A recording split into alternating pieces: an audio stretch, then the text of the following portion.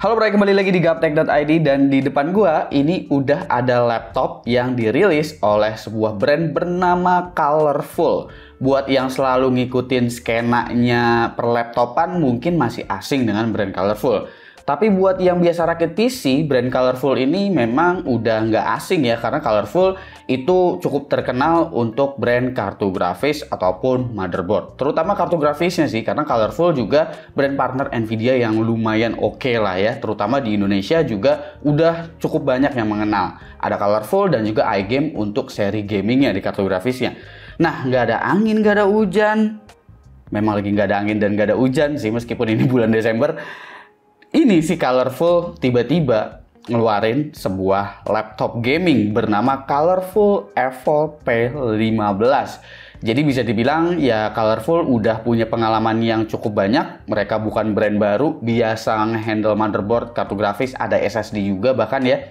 Jadi biasanya mereka bakalan bisa nge-tuning sebuah komponen itu dengan baik. Dan apakah Colorful bisa sebaik di kartu grafis ataupun di motherboard mereka? Mari kita bahas si Colorful Evolve P15 ini mulai dari desainnya dulu seperti apa. Colorful Evolve P15 ini punya warna yang cukup nyentrik ya, karena Colorful nggak bermain aman dengan warna yang monokrom-monokrom gitu. Tapi warna yang dipilih langsung warna kebiruan. Kelihatan futuristik dengan aksen garis-garis tegas di laptopnya. Lalu juga ada aksen tekstur yang bergaris-garis juga di bagian covernya ini, beserta dengan logo Colorful. Herannya, meskipun ini adalah laptop gaming, Colorful belum menggunakan brand iGame-nya pada laptop gaming mereka, tapi masih ditempel yang Colorful-nya. Mungkin nanti ke depannya jika ini memang minatnya semakin banyak, gua rasa kayaknya seri iGame juga bakalan dimasukin di line up laptop gamingnya Colorful nih. Dimensinya ini ada di angka 36,1 x 26,4 x 2,49 cm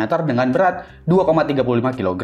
Ketebalan dan dimensinya cukup umum untuk sebuah laptop gaming. Nggak bisa dibilang yang paling compact karena desain yang diadopsi ini memang klasik. Colorful nyebut desain laptop ini dengan gaya retro futuristik. Jadi emang perpaduan desain laptop gaming yang klasik, yang bulky gitu, dengan tampilan ala-ala laptop gaming masa kini. Di bagian keyboard dan touchpadnya, ini keyboardnya dia punya layout full size, ada RGB-RGB-an juga. Dan menariknya di sini untuk arrow key dia nggak dibikin jadi mengecil ya, tapi emang jadinya rapat-rapat banget nih. Touchpadnya nggak begitu lebar, nggak begitu besar, posisinya agak ke kiri sedikit. Tapi karena ini laptop gaming, biasanya gue nggak terlalu banyak ngurusin soal touchpad. Di bagian I/O-nya ini cukup menarik loh, karena di sini Colorful berani menawarkan 4 total USB yang ada di laptop ini. Meski emang satu di antaranya itu masih USB 2 dan nggak ada Thunderbolt ya, tapi ini lumayan banget. Kabel-kabel besar juga kayak LAN, HDMI itu semua ada di area belakang dan belum ada card reader di bagian I/O-nya. Padahal kalau kita ngelihat dari segi layarnya, laptop ini punya dukungan yang cukup ideal apabila kalian seorang desainer ataupun kalian seorang kreator. Dia punya layar berpanel IPS, resolusinya 2K, refresh rate 165 Hz, dan gak cuma itu, color gamutnya udah 100% sRGB. Gokil ini Colorful. Lalu untuk spesifikasi, ini spesifikasi memang nggak menggunakan last gen CPU, tapi menggunakan Intel Alder Lake alias generasi ke-12. Cuma menurut gua, itu nggak apa-apa banget, karena dengan begini, Colorful bisa menjual laptop ini dengan harga yang terjangkau. Dan buat kalian yang ngerti-ngerti aja, Intel Alder Lake dan juga Raptor Lake itu sebenarnya secara IPC perbedaannya nggak begitu jauh, karena Raptor Lake atau bahkan Raptor Lake Refresh itu ya masih sekedar refresh aja. Jadi secara kemampuan IPC masih kurang lebih mirip-mirip. Spesifikasi yang digunakan Intel Core i7 12650H, GPU-nya GeForce RTX 4060 laptop, 8GB RAM-nya 16GB DDR5 4800 MHz, NVMe PCIe Gen 3 SSD 512GB, ada Wi-Fi 6E dengan Bluetooth 5.3, HD webcam include dengan Windows 11 Home. Ngomong-ngomong soal Windows 11, OS ini emang easier to play buat main game karena tentunya banyak dukungan game di dalamnya. Dan tentunya semakin optimal dengan adanya DirectX 12 Ultimate untuk mendapatkan frame rate tinggi. Nggak lupa juga kalau kalian pakai controller, terutama controller Xbox, kalian tuh bisa untuk masuk ke game lewat controller langsung tanpa keyboard ataupun mouse lagi. Jadi mudah dan praktis untuk gaming menggunakan Windows 11. Opsi upgrade tersedia 2 SODIMM DDR5 ya di sini. Dan untuk ekspansi storage itu ada 2 slot M.2 dengan dukungan NVMe PCIe Gen 4. Jika ngerasa 16GB kurang, gue sih tentu bakalan ngerekomendasiin untuk sekalian di-upgrade aja ke 32GB. Kalau misalkan urusan SSD, meskipun bawaannya ini Gen 3, Sebetulnya ya masih bisa nanti-nanti sih kalau storage, karena NVMe PCIe Gen 3 juga sebenarnya secara kecepatan apalagi random 4K itu masih cukup-cukup aja. Tapi emang sekarang ini umumnya kita ngelihat laptop gaming keluaran terbaru tuh rata-rata udah dikasih NVMe PCIe Gen 4 ya. Di utilities ini menarik ya, control centernya ini UI-nya agak-agak mirip sama ya yang tahu-tahu aja lah. Tapi ini oke, selain profile performance itu ada pengaturan fan speed, bahkan disediain fan curve-nya terpisah antara CPU dan GPU. Ada GPU switch-nya juga, jadi bisa aktifin discrete GPU only atau hybrid. Tapi nggak ada iGPU only ya. Gokil juga ini. Ada flexi charger pula untuk stop charging di 80% ataupun custom. Jadi cocok juga buat yang parno kalau misalkan laptop tuh memang harus dicolok terus. Selanjutnya gue bakalan ngasih lihat log untuk CPU temperatur dan juga CPU package power untuk ngukur sebenarnya ini coolingnya tuh bagus atau enggak. Di sini untuk CPU-nya itu di set di TJ Max-nya ya. Jadi ketika CPU-nya itu full load, dia bakalan jalan memang di 100 derajat Celcius. Dia bakalan naik turun sih di sekitar 95 atau di 100 derajat Celcius.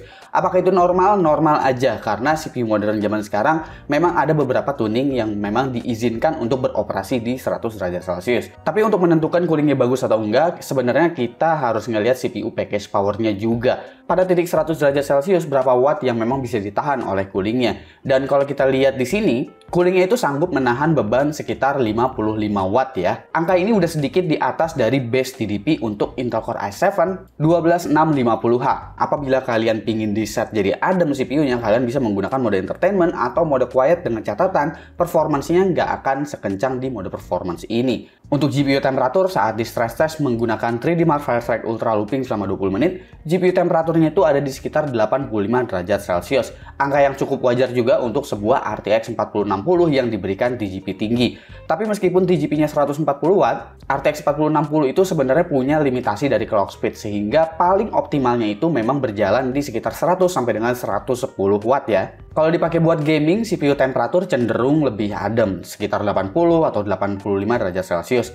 Hanya spiking aja untuk menuju ke 100 derajat Celciusnya saat turbo boost-nya berjalan. Dan untuk GPU temperatur itu masih kurang lebih sama seperti saat menjalankan 3D Mark Firefly Ultra stress test. Kemampuan CPU saat dites melalui Cinebench R23 multicore-nya itu ada di angka sekitar 10.000 kecil dengan single core di sekitar 1673. Angka 10.000 ini udah lumayan konsisten ya, kalaupun turun itu dia turunnya ke sekitar 9.893. Jadi kayaknya Colorful emang udah ngeset performance dari CPU-nya ini lumayan konsisten dan dibikin aman. Adobe Premiere untuk project yang biasanya gue pakai benchmark, ini kalau misalkan diekspor ke 4K lagi, udah beres dengan waktu yang sangat-sangat singkat berkat akselerasi dari RTX 4060-nya ya. Project berdurasi 2 menit 29 detik, beres dalam waktu 1 menit 21 detik aja untuk preset YouTube 4K H264.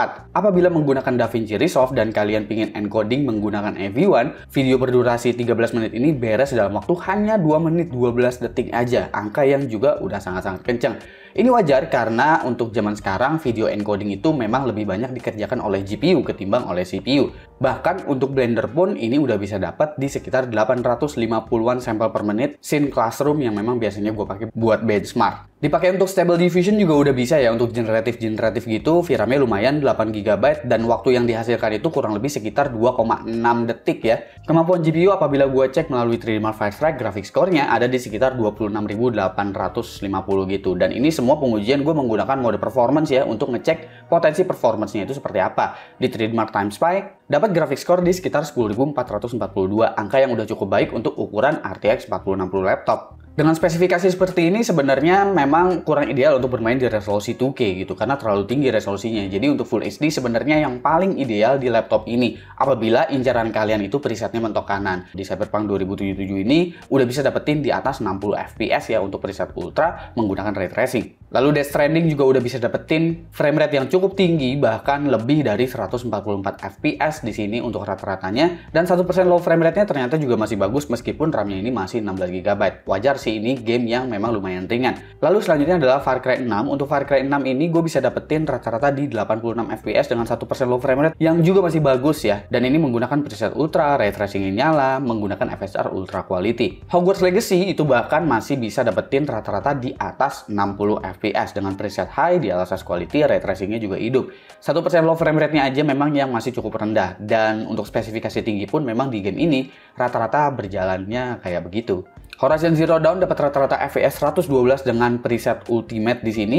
Gue pakai DLSS 2 quality juga dan 1% low frame rate juga masih cenderung baik di angka 78. Shadow of the Tomb Raider dengan preset highest dapat rata-rata di atas 100 fps, 111 di sini gue dapetinnya. 1% low frame rate di 89 dan ini udah menggunakan ray tracing ultra dan juga DLSS 2 quality. Dan terakhir adalah game kompetitif seperti Valorant. Untuk Valorant ini udah bisa dapetin di atas 165 Hz ya. Jadi ini rata-ratanya udah 345 tapi 1% low frame rate-nya memang masih cenderung rendah nih. Karena emang kalau kita perhatiin storage-nya di sini kan SSD bawahnya itu NVMe PCIe Gen 3 ya, dan yang dikasih itu OEM-nya adalah SN540 dengan kecepatan read di sekitar 3 GB per second memang, tapi kecepatan write-nya di sekitar 1,5 GB per second. Dan untuk random 4K-nya itu masih di bawah 100 MB per second untuk kecepatan random 4K Q1T1 untuk bagian read-nya. Sementara write-nya sih sebenarnya udah lumayan bagus semua tuh ya. Oke, kita masuk ke bagian harga dan juga kesimpulan untuk Colorful Evolve P15. Untuk harganya ini bakalan masuk resmi di Indonesia. Jadi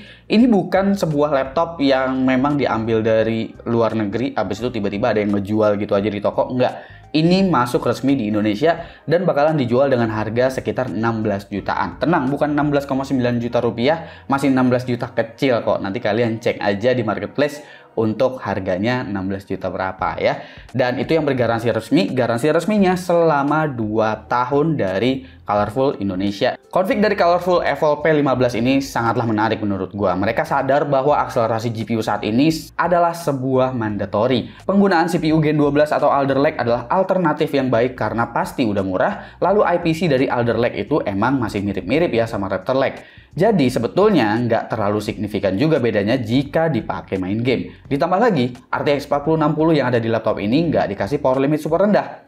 Yes, TGP 140 Watt memang nggak bakalan hit untuk RTX 4060, tapi seenggaknya dengan headroom yang selebar itu menjadikan si RTX 4060-nya berjalan optimal atau sebagaimana mestinya. Hal yang harus dikompromikan dari laptop ini adalah di bagian SSD yang cuma dikasih NVMe PCIe Gen 3. Ini adalah harga yang harus dibayar untuk mendapatkan layar 2K IPS yang bagus ini, serta mendapatkan platform DDR5 di level harga ini. Dan menurut gue itu masih bisa dikompromikan karena untuk storage masih bisa diganti, memori juga masih bisa ditambah. Andaikan laptop ini juga include dengan Office, rasanya laptop ini tuh bakalan jadi semakin menarik. Kalau kita ngelihat kompetitornya yang juga menawarkan RTX 4060 laptop, rata-rata ya di level harga ini biasanya dikasih memori DDR4 kayak gitu.